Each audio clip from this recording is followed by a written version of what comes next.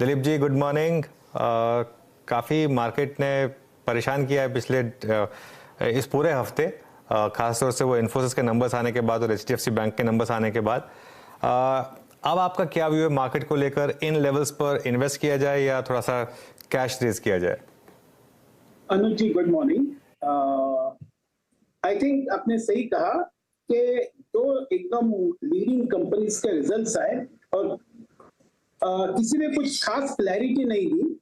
अगर हम देखें इन्फोसिस, तो जैसे हम सब समझ रहे थे कि टेक्नोलॉजी को और 2-3 क्वार्टर शायद उसका पेन रहेगा, तो ये शायद इन्फोसिस के रिजल्ट में साफ नजर आया। और उसी तरह से अगर हमने देखा कि एचडीएफसी बैंक जहां पर एक्सपेक्टेशन था, तो वहां पर भी वहां पर भी काफी म्यूटेड रिजल्ट्स आया। हमने पीपॉप ग्रोथ देखा कि वो भी बहुत म्यूटेड था, ओपेक्स बहुत ऊपर चला गया उसमें, और शायद एलिवेटेड ही रहेगा ये ओपेक्स।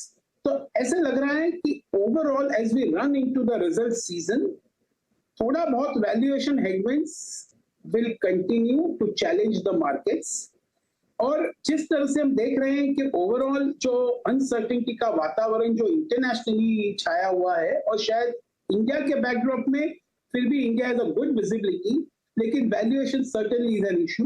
तो ऐसा लग रहा है कि ऊपर जाते हुए मार्केट में शायद सेलिंग आ सकती है और मार्केट शायद रेंज बाउंड ही रह जाए, क्योंकि ऊपर जाए तो वैल्यूएशंस विल लुक स्ट्रेच्ड।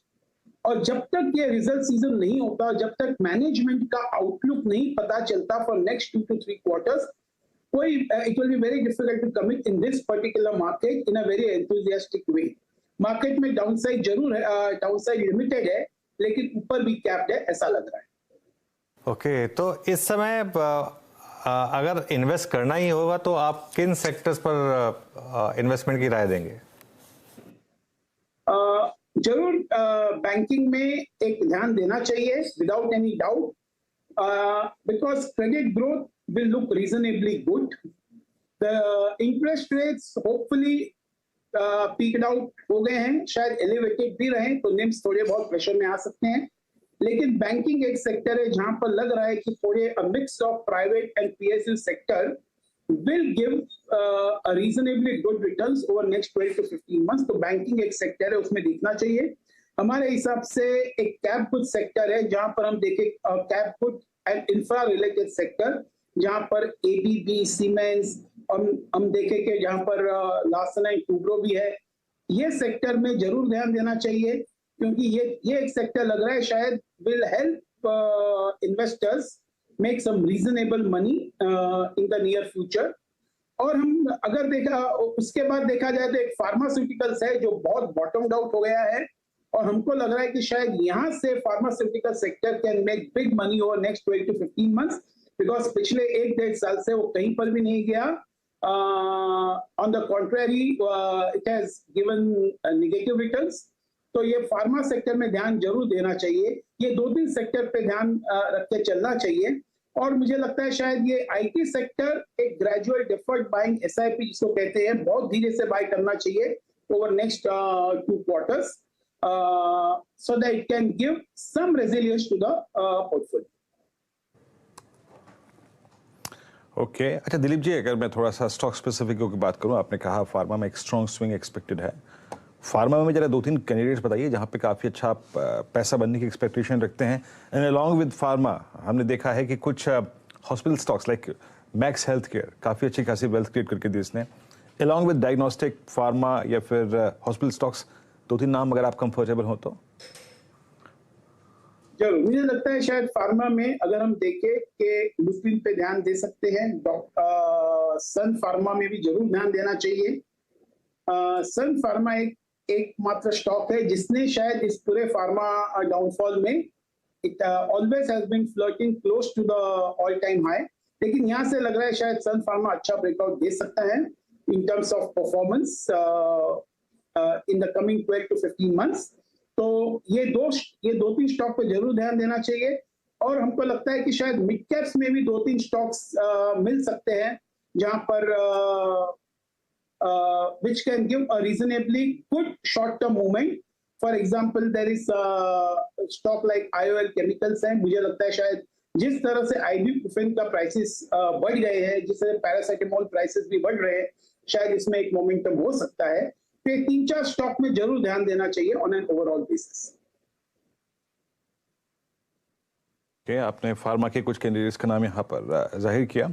अच्छा दिलीप सर, क्योंकि अब अभी भी अर्निंग सीजन के काफी हद तक बीच में खड़े हुए हैं, इस मतलब अर्निंग आने से पहले कुछ स्टॉक्स में बहुत सिवियर प्राइस डैमेज हुआ था, बट फैक्टर्स उनके फेवर में थे, बट स्टिल बाजार उनको, अगर आप देखें, चेज करने की कोशिश नहीं कर रहा है। मैं इंस्टेंस के तौर पे एशियन पेंट्स का जिक्र करता हूँ।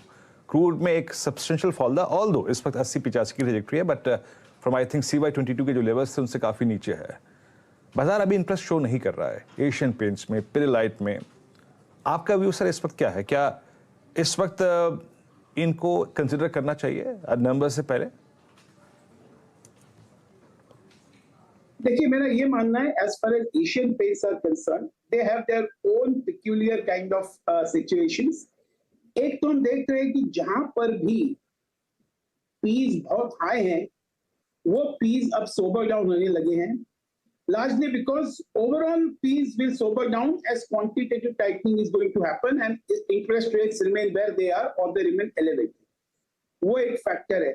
और दूसरी तरफ हम देखा जाए तो all good names in paint industry is coming and ये सब कंपनीज ऐसे हैं जिनके पास डीप पॉकेट्स हैं। Whether these new companies like JSW है, Grasim है, Pidilite है, whether they succeed or not, we do not know. But जरूर एक कंपटीशन का माहौल, एक इंटेंसिव कंपटीशन का माहौल पैदा कर सकते हैं और एशियन पेंट्स फिर भी अच्छा करेगा। लेकिन ये कंपटीशन का कॉम्पिटिटिव बैकग्राउंड को देखते हुए ऐसा लगता है शायद it will remain cap for some time.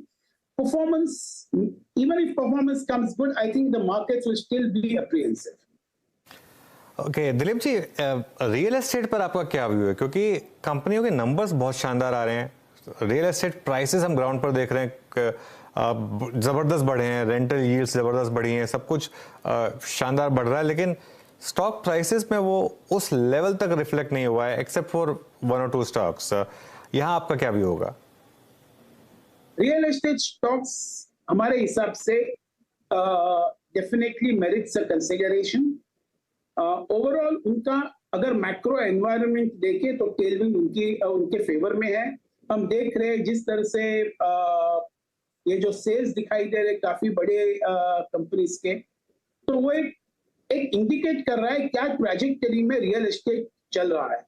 और मुझे लगता है शायद इनके कैश फ्लोज भी काफी अच्छे इंप्रूव हो जाएंगे, इनका डेट लेवल भी काफी सोबर डाउन हो चुका है, तो ये सेक्टर में जरूर इंटरेस्ट रहेगा, but the rise will be in a very very gradual वे।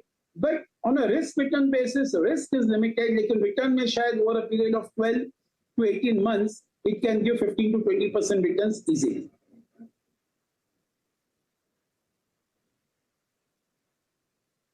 पे आपकी ये राय, आपने फार्मा पे अपना व्यू शेयर किया,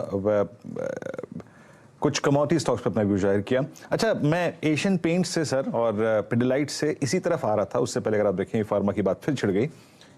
ये टाटा केमिकल में जो हुआ पिछले 4-5 दिन से, जो पिटाई हुई टाटा केमिकल की आफ्टर सम प्राइस कट्स, क्योंकि केमिकल में लोग पैसा बना के बैठे हैं, अच्छा पैसा बना के बैठे हैं, और जो CY21 का जो स्विंग था 22 तक कायम रहा, हाई लेवल्स पर सस्टेन रहे स्टॉक। आपको एक स्ट्रॉन्ग रीजन है आपके पास कि आप इसमें एग्जिट करें या फिर इसमें भी मेंटेन रखना चाहिए अपनी पोजीशंस को? You mean in Tata Chemicals or in this industry as such? Tata and the entire space. I mean Tata Chemical, UPL, SRF शायद मेरे ख्याल से एक प्रीमियम होल्ड करता है, but Tata chemical, UPL, Deepak nitrite, Navin fluorine, इन सब पर आपका व्यू? जिस तरह से हमने देखा है कि पिछले almost about last 12 to 24 months में ये काफी फेवर में आ चुके हैं ये सब स्टॉक्स, और काफी अच्छा परफॉर्मेंस रहा है उनका ऑन एन ओवरऑल बेसिस। और China factor was also one of the major play in contributing to the rise in the stock prices. यहां से I will be very very careful, I will be very apprehensive. इनके performance शायद अच्छे आएंगे, लेकिन इनके Ps इनके favour में नहीं है। और हम ये भी देखेंगे, शायद ये भी देखने को मिलेगा कि शायद इनके परफॉर्मेंस अभी भी ठीक है, लेकिन प्राइसेस में not move up anywhere, because जिस तरह से इनके पीस चल रहे हैं और ओवरऑल हम एटमॉस्फेयर देख रहे हैं, उसको देखते हुए लगता है ये सेक्टर में थोड़ा बहुत कॉशियस जरूर रहना चाहिए. We need not be in a hurry to commit in this particular sector from the current levels. Cement को किस तरीके से देखेंगे आप? सीमेंट में पिछले 2-3 दिन में काफी अच्छी करेक्शन आई है, क्या ये बाइंग अपॉर्चुनिटी होगी? जरूर. अगर हम ये समझते हैं कि अगर रियल एस्टेट ठीक करेगा, हम ये समझते हैं कि ओवरऑल इंफ्रा में पुश अच्छा रहेगा as we run into election year next year, तो शायद सीमेंट का डिमांड भी अच्छी तरह से रिवाइव होने के फुल चांसेस हैं. और शायद यहाँ से सीमेंट और जिस तरह से ऑयल प्राइसेस भी थोड़े बहुत कंट्रोल में हैं, तो यहाँ से एक सीमेंट प्राइस राइज मिलने की उम्मीद है और EBITDA per ton in cement can go up. यहाँ से एक 12 to 15 months के लिए cement looks a reasonably very good bet from the current levels. Cement अगर आप देखें आपको एक स्ट्रॉन्ग बेट लग रही है. अच्छा, सीमेंट हो गया, केमिकल हो गया और पेंट स्टॉक्स हो गए, आईटी हो गया, बैंक्स भी हो गए. एक और स्पेस जिसमें सडनली काफी सुगबुगाहट बढ़ गई है और उसकी लीडरशिप अब हाथ में है बजाज ऑटो के. सर, आपने पिछले 4-5 सेशन में बजाज ऑटो को देखा होगा. टीवीएस मोटर लीडर था ही, उससे किसी को दुविधा नहीं थी कभी भी.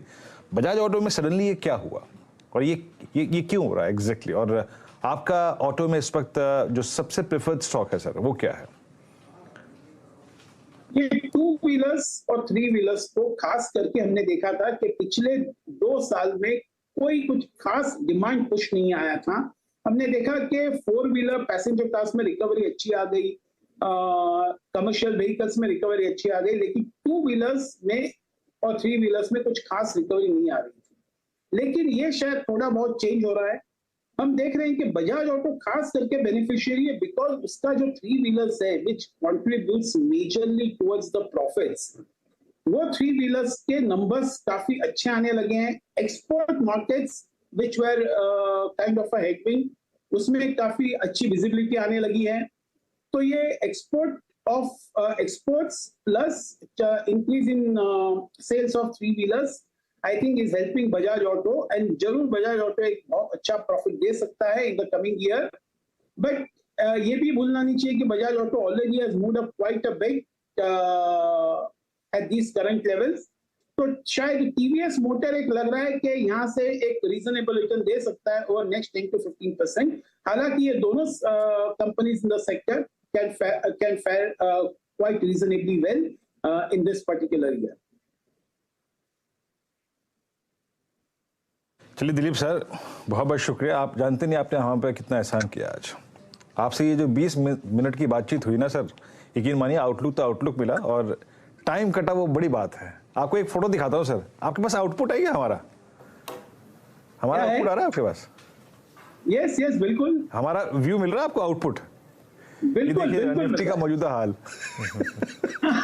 तो देखिए जरा एक बार, ये जो गाड़ी दिखाई दे रही है आपको, ये तो आप लोग मैं इसके पास आगे जाने की You are so timely. You people are always on the time in showing everything and recommending everything. Great. Veeru, एक चीज मैं पूछने की कोशिश कर रहा था. Thank you sir. सुबह भी मैंने ये देखी थी. दिलीप जी शुक्रिया. वीरू, ये Thank you so much. ठीक है.